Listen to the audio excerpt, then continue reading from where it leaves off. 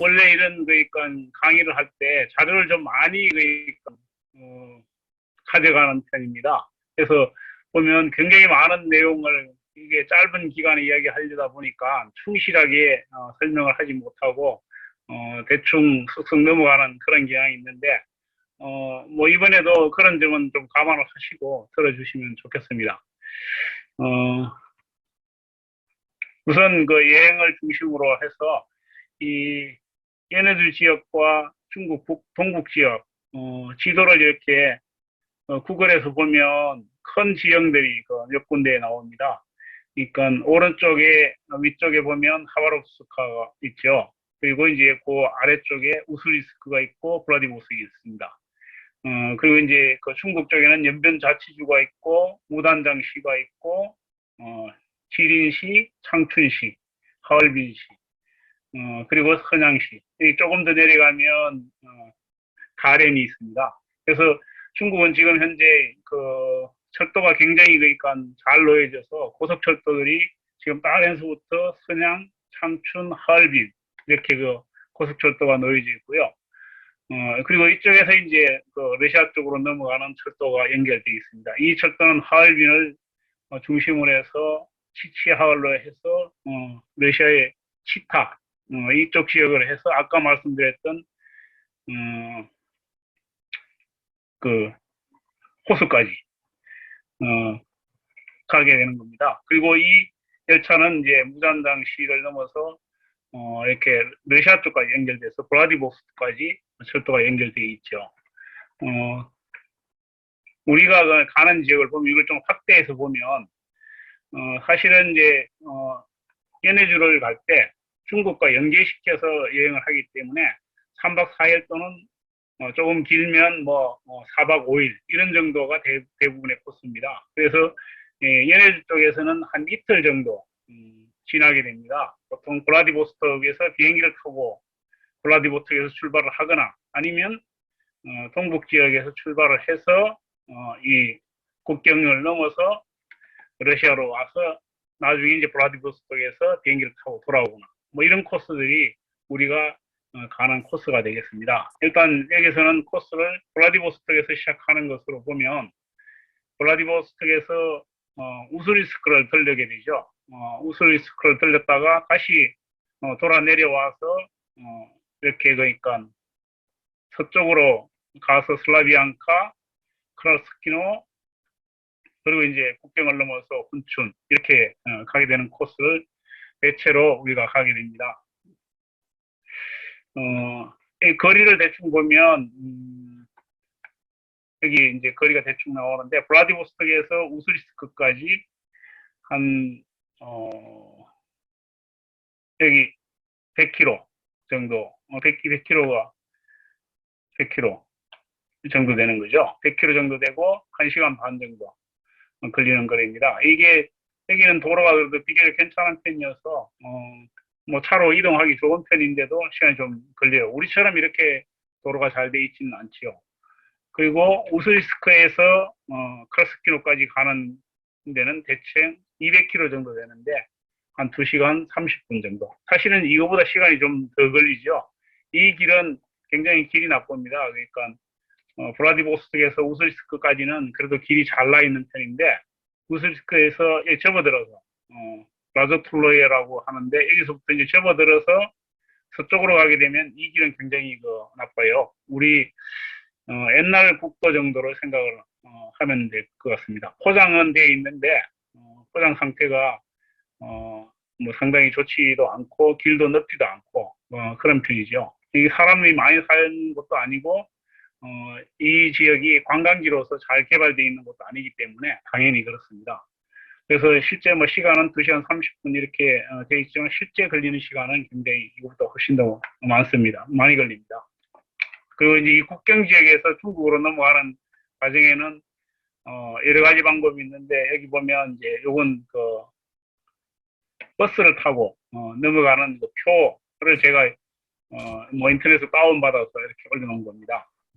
다른 분이 그러니까 제가 끊었던 표가 아니고 어떤 분이 여행을 하면서 끊었던 표를 올려놓은 걸 제가 다운을 받았어요. 여기 보면 1200루벌이죠. 그러니까 루벌하고 우리하고는 대충 한 20대 1 정도로 보면 되니까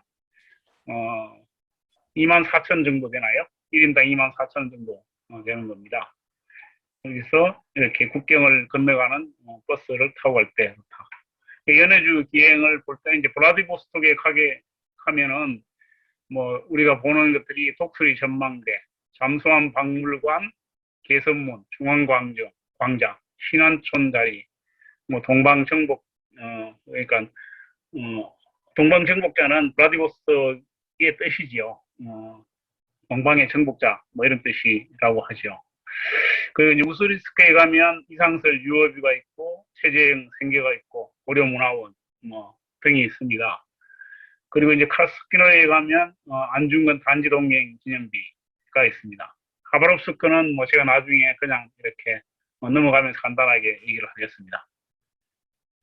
뭐 이렇게 이제 극동 지역을 러시아 연해주를 보면서 독립운동과 연관시켜서 볼 수 있는 책들은 뭐 이건 말고도 많습니다만 이 책들은 제가 몇 년 전에 그러니까 주로 이 자료는 올린 것들이어서 뭐 최근에도 찾아보니까 특별히 그러니까 많은 자료들이 올라있지는 않았어요. 이런 정도면 러시아 역사나 이런 것도 볼 수 있고 뭐 독립운동과 관련된 이런 책들도 볼 수 있습니다. 제가 이명환 교수의 러시아 견문도 같이 얘기 올려놨네요. 그리고 이제 러시아 지역, 극동 지역은 원래 그 땅이 러시아 땅이 아니라 사실은 뭐 청나라 땅이었죠. 청나라 땅이었는데 청나라가 말기에 굉장히 힘들고 혼돈스러울 때 서구 제국주의 국가들이 청나라, 중국을 침략할 때 러시아도 같이 그러니까 붙어서 사실은 탈취해 간 겁니다. 연해주 지역은 연해주 지역뿐만 아니라 극동 지역의 상당 부분을 러시아가 뺏어간 거죠. 그래서 그런 러시아의 영토 확장 과정 뭐 이런 것들을 정리하는 책이 이런 책이 있습니다. 그리고 이제 러시아 지역에서 사실은 중국 못지않게 초기에는 굉장히 많은 그 독립운동, 특히 이제 초기 의병운동이 러시아 혁명이 일어나기 전 그리고 완전히 국권이 침탈당하고 일본이 러시아의 간섭을 계속하면서 압력을 넣기 전까지 러시아의 의병운동이 굉장히 활발했습니다. 그러니까 2000년대 초 같은 경우는 그 국경 지역에서 굉장히 많은 의병들이 활동을 했었죠. 그래서 의병에서부터 시작해서 나중에 이제 빨치산 투쟁까지 이어지는 항일 무장 투쟁, 러시아 지역의 항일 무장 투쟁 이런 박사 논문이 있습니다. 러시아는 뭐 영토 확장 과정을 좀 볼 필요가 있는데 지구상에서 지금 현재 제일 큰 나라가 러시아죠. 그리고 이제 중국과 미국 뭐 그다음에 이제 그 캐나다 이런 나라들이 가장 큰 거대 국가인데 뭐 캐나다는 좀 다르지만 중국이나 미국도 사실은 따져보면 그 나라의 역사는 어떻게 보면 영토 확장의 역사이기도 하죠. 미국 같은 경우는 한 200년 사이에 사실은 그러니까 영토 확장과 더불어 세계 최강의 그 국가가 된 거고 중국은 수천 년 동안 원래 이제 그러니까 하와 민족이라고 부르는 중화 민족의 시원에서부터 시작해서 양자왕과 황하강을 중심으로 해서 그 지역에 살고 있던 하화족, 뭐 지금 말하자면 중화족의 그 근원이 되는 이런 종족들이 사실은 그 주변에 여러 다양한 민족이나 종족들을 포섭해가는 이런 과정이었고 그게 중국의 다른 측면에서 한 측면에서 보면 중국의 역사라고도 얘기를 할 수 있습니다. 근데 이제 그 러시아는 사실은 그러니까 그 지구상에 그 모습을 드러내기 시작한 건 얼마 안 되죠. 우리가 보통 한 8세기 정도에 러시아가 지금 모스크바라고 부르는 그리고 지금 우크라이나 그 지역에서 루스라는 이름으로 등장을 해서 작은 그러니까 그 우리로 말하자면 이제 고대 국가 형태, 도시 국가 또는 성업 국가 뭐 이런 국가들 형성해서 만들어지는데 여기서부터 출발을 했는데 이 작게 출발한 나라들이 영토를 확장하는 과정은 놀랍습니다. 그런 과정을 이제 좀 간단하게 살펴보겠습니다. 저번에 그러니까 얘기를 하면서 제가 몽골 제국 얘기를 했는데 사실은 몽골 제국이 영토를 확장해간 반대 방향으로 러시아가 영토를 확장했다. 이렇게 보면 될 것 같습니다.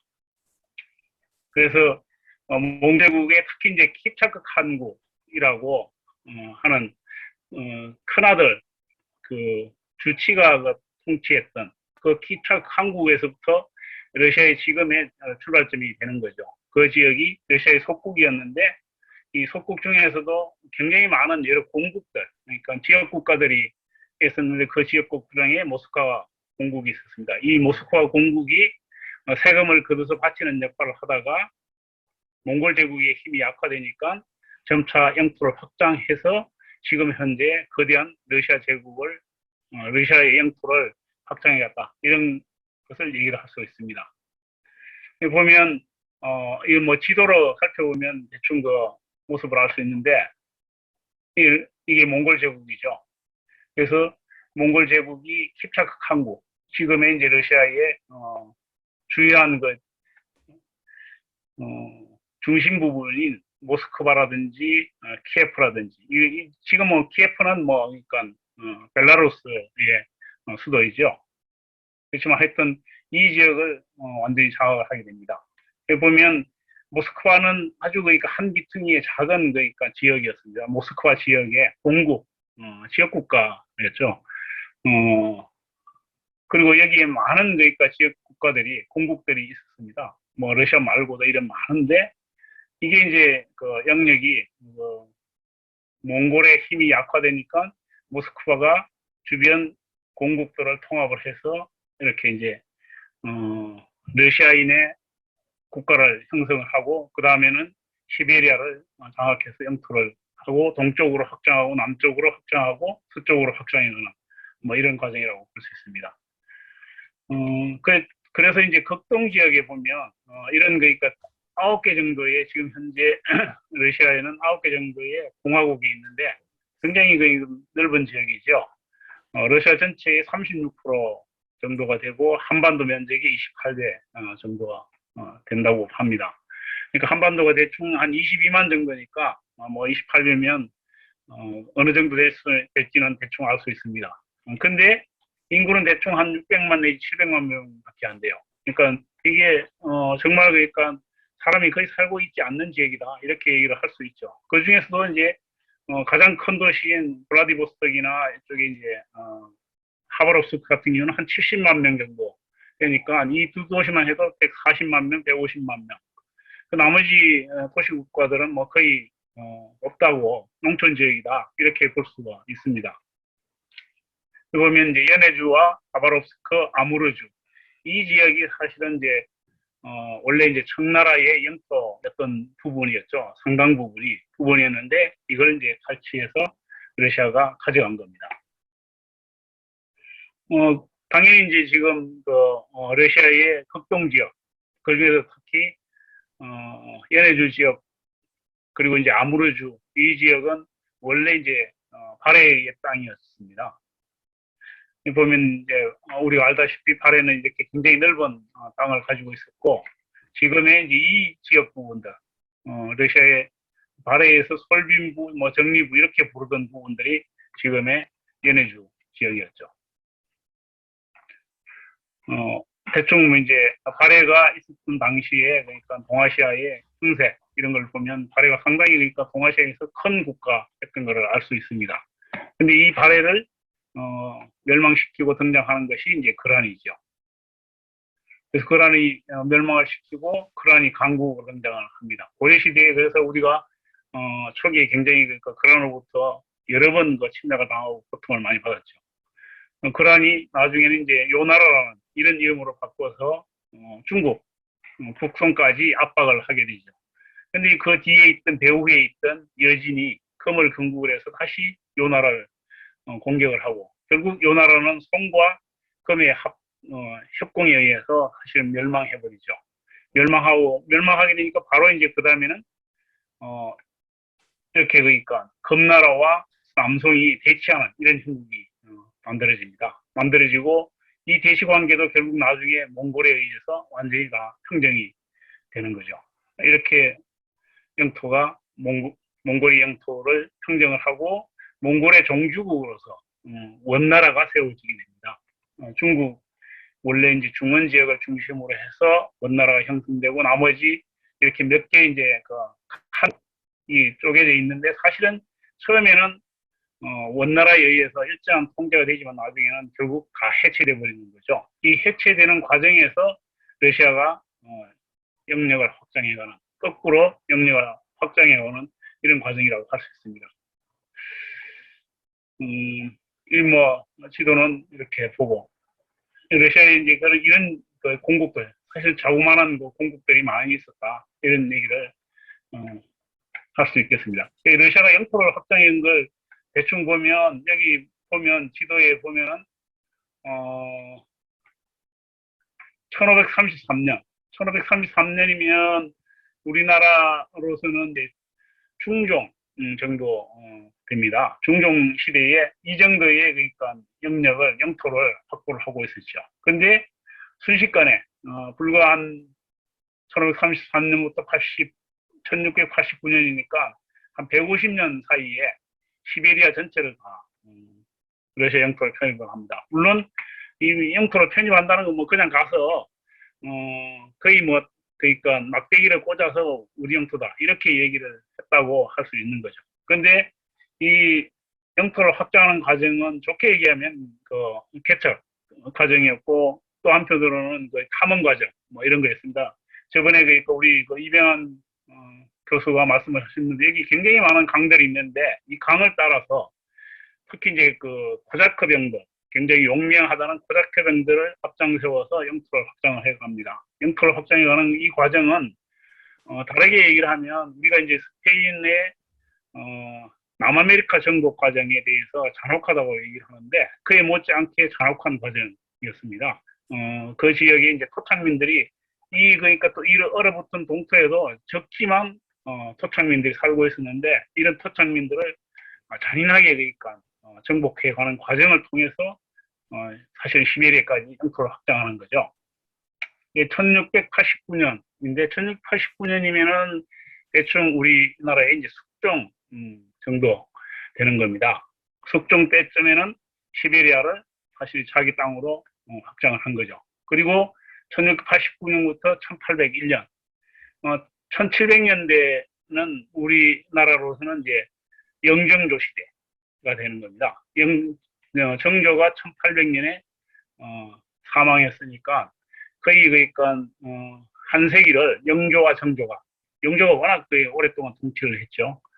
영조, 정조, 그리고 이제 숙종 이런 임금대인데, 이 임금대에 이런 영토들을 서쪽으로 등창하고 이런 중앙아시아 쪽으로 등창을 합니다. 그리고 이제 그보다 조금 더 진해서 우리나라로 말하면 세두정치 시대, 안동 김씨, 안동 권씨들이 평양조 씨 이런 사람들이 왕권을 누르고 권력을 마음대로 휘두를 때, 그런 시절에 이 중앙아시아 쪽으로 굉장히 확장을 하죠.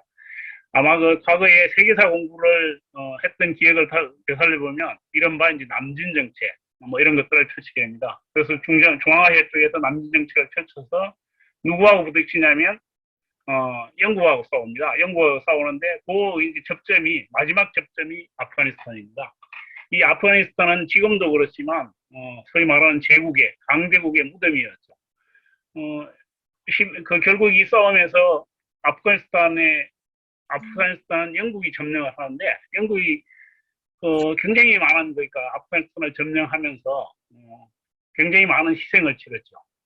그러니까 이 아프가니스탄은 그 이후에도 냉전 시대에 동서양 진영을 갈랐던 소련이 1779년에 아프가니스탄을 침공을 해서 10년 동안 통치하는데 결국 소련이 망하게 되는 중요한 이유 중에 하나가 사실 아프가니스탄 침공이었습니다. 아프가니스탄 침공과 내적으로는 핵발전소 파괴, 이런 것들이 이제 굉장히 중요한, 사실은 소련이 물론 가장 결정적인 요인은 다른 데 있긴 하지만 그런 요인이었습니다. 그리고 미국도 아프가니스탄을 쉽게 점령했지만 결국 지금 제대로 그러니까 장악하지 못하고 다시 철수를 하게 되는 거죠. 이게 이 아프가니스탄은 중앙아시아와 세계에서 전략적 요충지이면서 또 한편으로 이른바 그러니까 제국의 뭐 이런 곳이었다는 겁니다. 그리고 이쪽은 파란색으로 이 지역이 원래는 청나라 땅이었는데 이걸 이제 러시아가 1858년, 1860년 이 두 번의 이제 조약을 거쳐서 다 터치를 하죠. 터치를 하는데 이 지역이 사실은 극동 지역에서 어떻게 보면 이렇게 농사를 지을 수 있는 유일한 땅이라고도 할 수 있는 지역이고 이걸 통해서 러시아는 극동 지역의 블라디보스톡이라는 부동항을 확보를 하게 되고 결국 이 확장 과정에서 북쪽으로 확장하고 있던 일본과 부닥치게 되는 거죠. 우리들의 통일을